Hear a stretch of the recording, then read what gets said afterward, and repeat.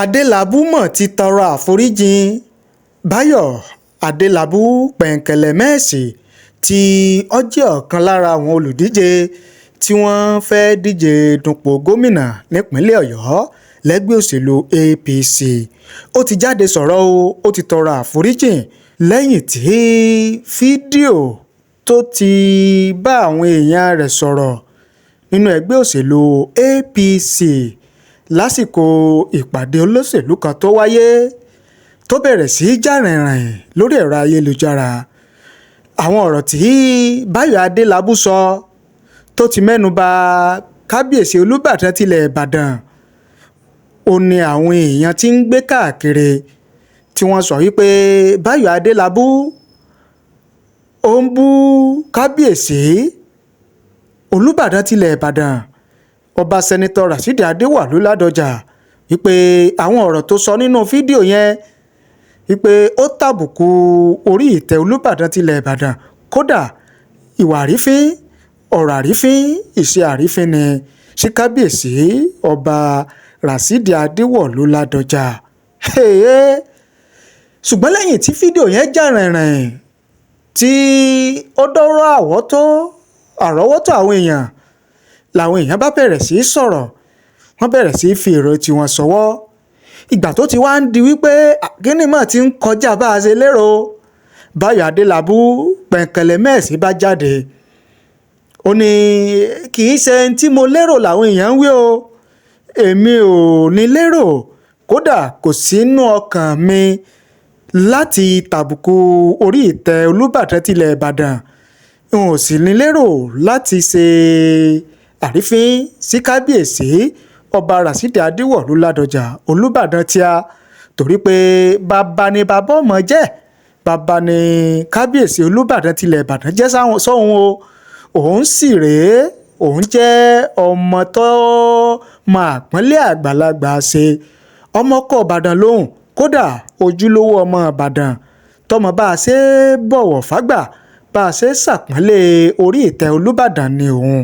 Kí wá ló dé tóun ó fi mọ́ ṣàrífín Kábíyèsí Olúbàdàn tilẹ̀ Ìbàdàn Ọba Sẹ́nitọ̀ Rashidi Ladoja, gẹ́gẹ́ bí ọ̀rọ̀ tí Bayo Adelabu tó padà sọ jáde ní òpin ọ̀sẹ̀ tó kọjá.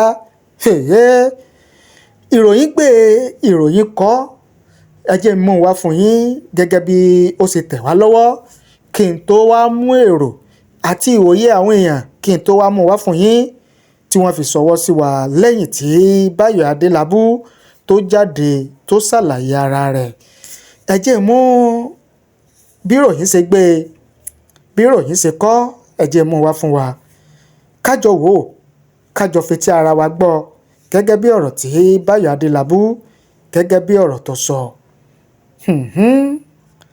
Gẹ́gẹ́ bó ṣe tẹ̀ wá lọ́wọ́, former Minister of Power and chieftain of the All Progressives Congress APC, Chief Bayo Adelabu, has tendered a profuse apology to the Olubadan of Ibadan land, His Imperial Majesty Oba Rashidi Ladoja Arusa I, and the entire people of Ibadan land over the misunderstanding generated by comments he made during a recent political meeting.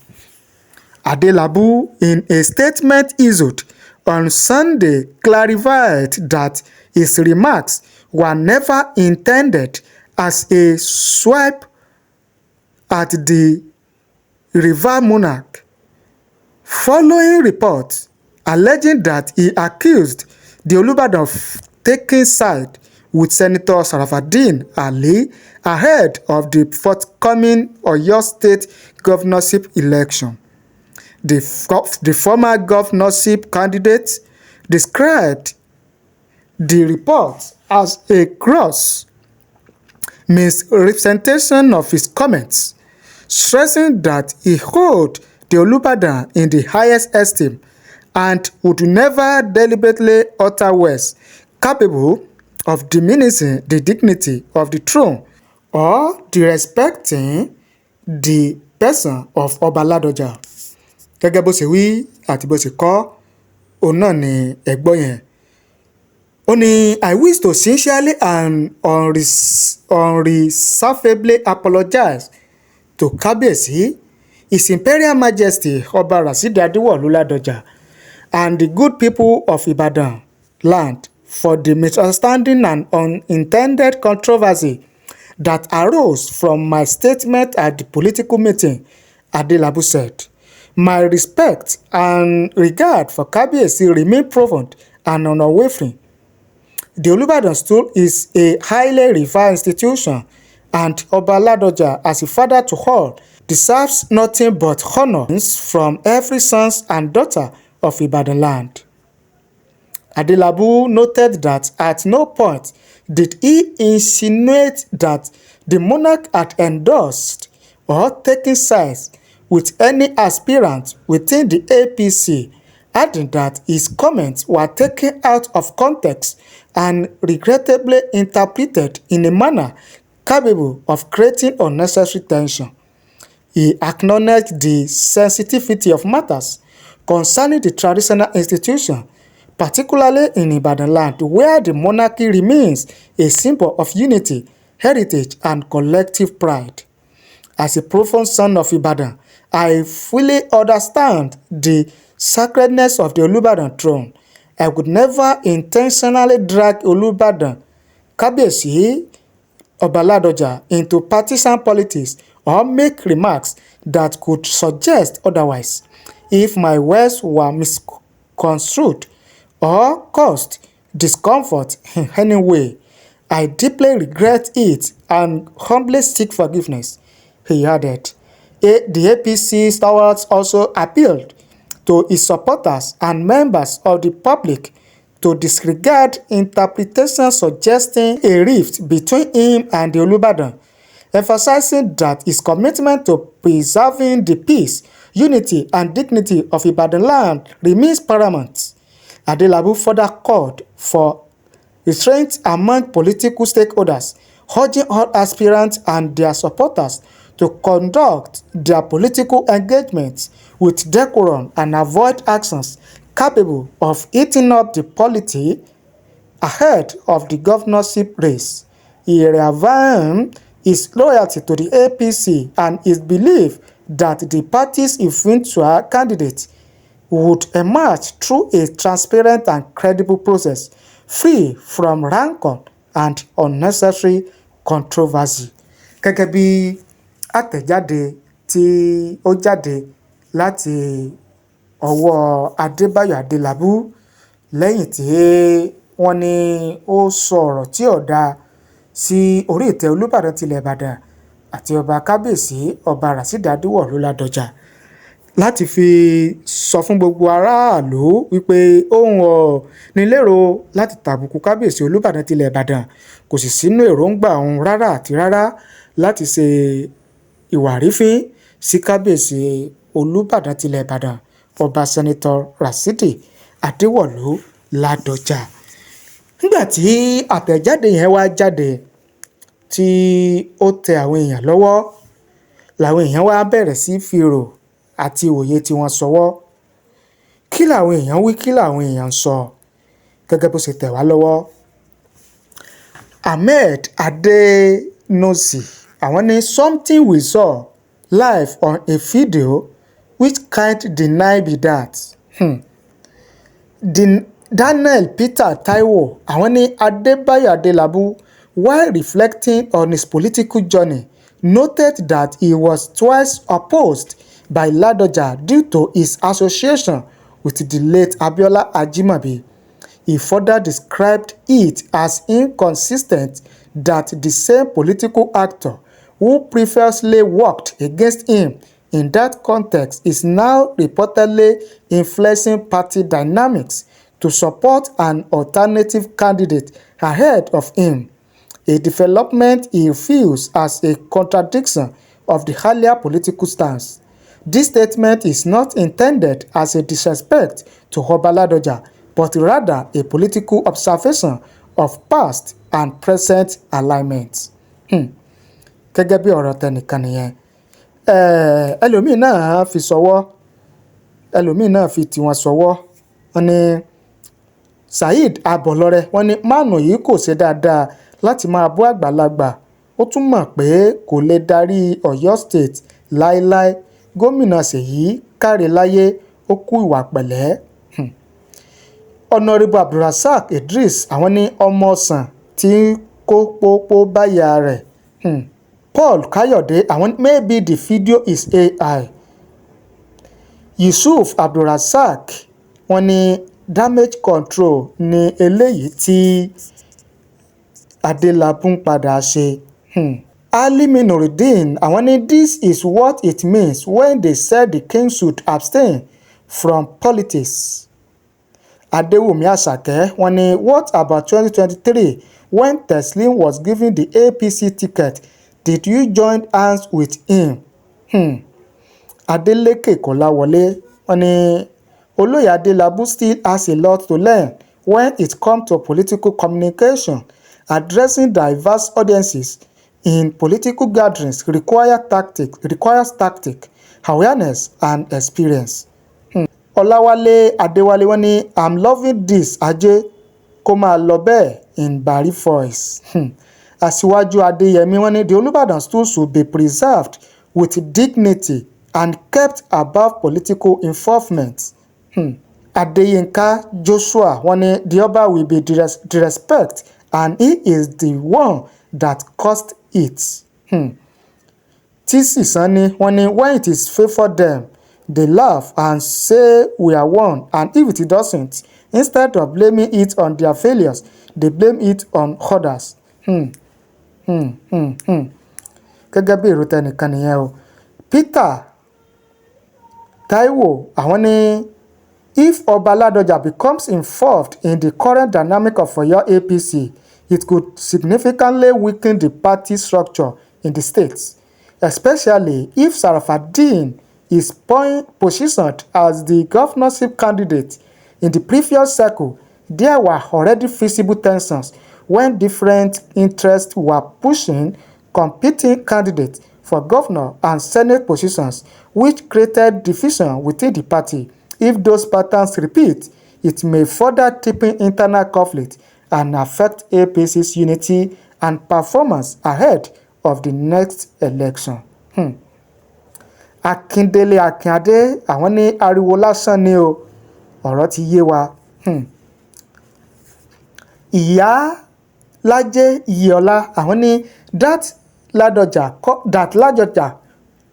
Oba Ladoja caused all this nonsense. It causes a lot of political internal problems. That is why Seyi also had issue with him.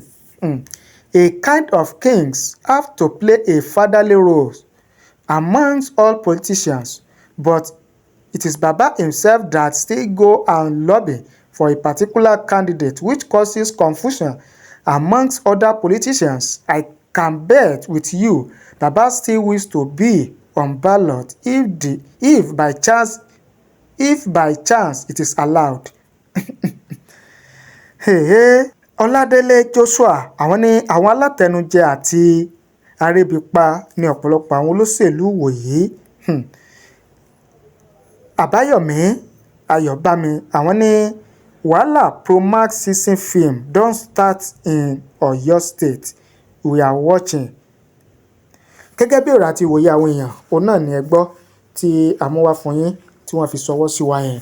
Gẹ́gẹ́ bí ọ̀rọ̀ àti ìwòye tiwọn lórí ọ̀rọ̀ tí Bayo Adelabu padà sọ wípé òun ò ní lérò láti bú kábíyèsí ọba Ládọjà Olúbàdàn tilẹ̀ Ìbàdàn pé kò sì sínú èrò òun o láti ṣe àrífín sí kábíyèsí Olúbàdàn ti ilẹ̀ Ìbàdàn, pé tó bá jọ bíi pé ń rí bíi wàrífín àti eléyìí tí kò bójúmu, ọ̀dà òun tọrọ àforíjìn o kí kábíyèsí Olúbàdàn ti Ìbàdàn kán foríjìn àwọn, kí gbogbo ọmọ ìlú Ìbàdàn pátá kán foríjìn àwọn, kán fọwọ́ wọ́nú ìpè ìṣọ̀kan ló ṣe pàtàkì o àti ìtẹ̀síwájú ìlú Ìbàdàn ló ṣe kókó lásìkò tí a wà yìí. Ẹ já mi ọ̀rọ̀ àti ìwòye tiyín láàyè kọ́mẹ̀ nísàlẹ̀ fídíò yá ká a sì ṣe àgbéyẹ̀wò rẹ̀. Ẹ ṣé o bẹ́ẹ̀ ṣe ń wò wá, ẹ ṣé bẹ́ẹ̀ ṣe ń gbọ́ wá, ojú tẹ́ fi ń wò wá kò ní fọ́, etí eléyìí tẹ́ fi ń gbọ́ wa kò ní di ọ láṣẹ Èdùmàrè, ìbànújẹ́ ó kéré ó tóbi ni kò ní jẹ́pin wa lágbára àdẹ́dá.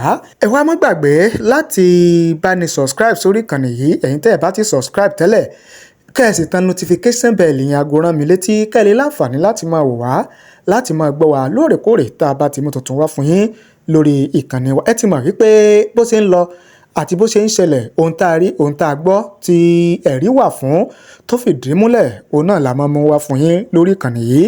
A sì máa ń fi àǹfààní sílẹ̀ fún yín láti bá wa dá sí i láti jẹ́ ká mọ èrò àti òye tiyín lórí àwọn ọ̀rọ̀ tó bá ń lọ àtàwọn nǹkan tó ń ṣẹlẹ̀ nílẹ̀ Yorùbá, lórílẹ̀‐èdè Nàìjíríà, nílẹ̀ Áfíríkà àti káàkiri àgbáláyé lórí ìkànnì wa.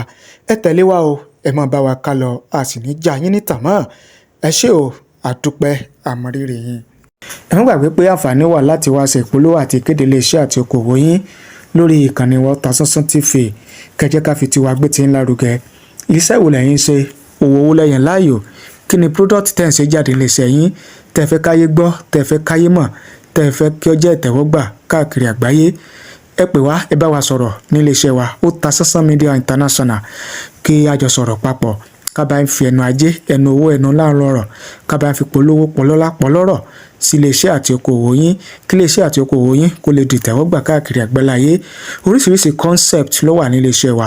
Eléyìí tó bá bá iléeṣẹ́ àti okòwò yín mu, òun náà ni a lò fún yín lẹ́yìn tá a bá ti jọ sọ̀rọ̀ papọ̀, tá a bá ti mọ tẹ́ ń ṣe.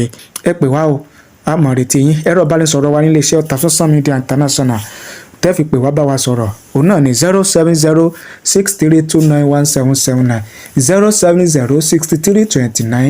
07063291779. Òun náà ni ẹ̀rọ ìbánisọ̀rọ̀ títí wa. Ẹ ṣé o, àdúpẹ́ àmọ̀rírì yín. Bó sì jẹ́ pé ẹ fẹ́ yọjú sí wa ní iléeṣẹ́ wa ní iléeṣẹ́ Otasansan Media International. A wà ní ilé Alhaji S.O. Raji ní ìsàlẹ̀ abiri nílùú Ìkòyí nípínlẹ̀ Ọ̀ṣun lórílẹ̀‐èdè Nàìjíríà. Òun náà ni iléeṣẹ́ ìgbóhùnsáfẹ́fẹ́ wa wà. Ẹ yọjú sí wa ká jọ sọ̀rọ̀ papọ̀ bí ó ṣe rọrùn. Àwọn tó ti ń darapọ̀ mọ́ wa nílé iṣẹ́ yìí wọ́n ń dúpẹ́ lẹ́yìn tí wọ́n darapọ̀ mọ́ wa torí pé wọ́n ń rí yàtọ̀ eléyìí tí ó gá yàtà nílé iṣẹ́ tí a bá wọn polówó. Àjẹpẹ́ kẹ́yìn náà darapọ̀ mọ́ wa, kẹ́yìn náà rí yàtọ̀ eléyìí tí ó gbọ̀ngbọ́n nílé iṣẹ́ yín. A mọ̀ retí yín o. Thank you. God bless you.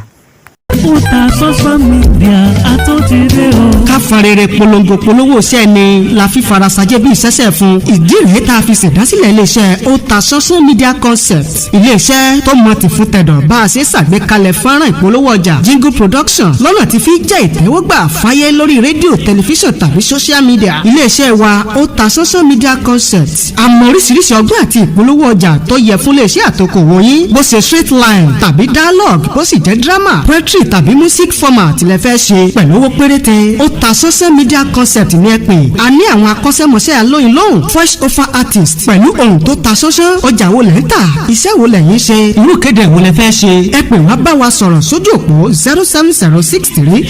07063291779. Ibi gbogbo lọ́wọ́jà wá dé. Otasansan Media Concept níbi gbogbo nígbàkúgbà.